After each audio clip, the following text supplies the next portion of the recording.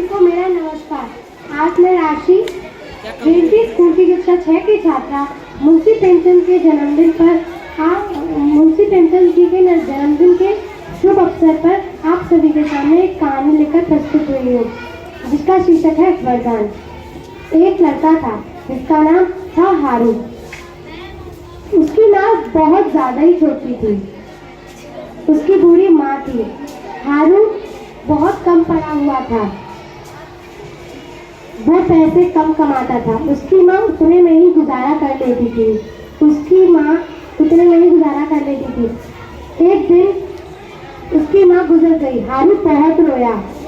गांव के मुखिया ने उसे समझाया कि तुम शादी कर लो, इसलिए कि तुम्हारी पत्नी तुम्हारा ख्याल रख सके। हारू ने बहुत सोचा और कहा कि मैं शादी करूंगा, लेकिन छोटी नाक वाली लड़की से, नहीं तो वो मेरी नाक पर हंसेगी। छोटी नाक वाली लड़की ढूंढी गई और उसकी शादी करा दी गई। हारू खुश हुआ, पर गांव के बच्चे लगते पति पत्नी कहकर चुराने लगे।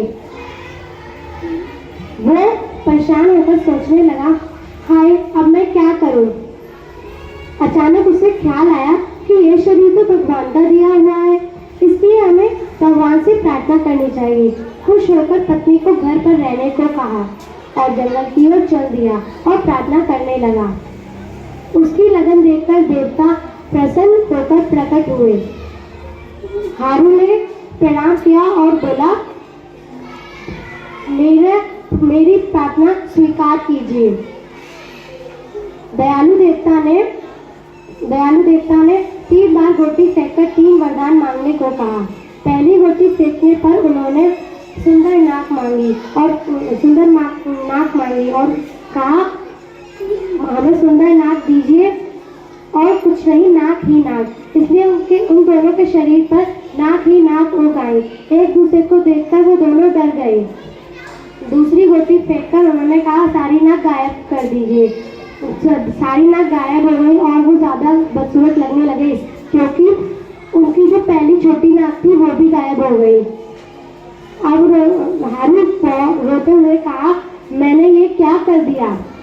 तीसरी गोटी फेंकी और कहा, भगवान हमें हमारी छोटी नाक लौटा दीजिए, हमें और कुछ नहीं चाहिए।